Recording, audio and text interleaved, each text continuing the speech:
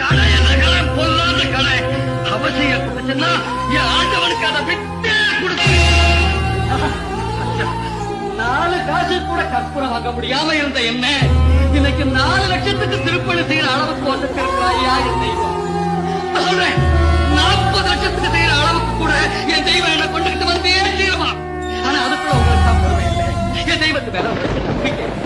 எண்ணற்ற தெய்வங்கள் எத்தனை இருந்தாலும் எண்ணத்தில் ஆடவில்லையே முந்தையா, எண்ணத்தில் ஆடவில்லையே. எண்ணற்ற தெய்வங்கள் எத்தனை இருந்தாலும் எண்ணத்தில் ஆடவில்லையே முந்தையா, எண்ணத்தில் ஆடவில்லையே.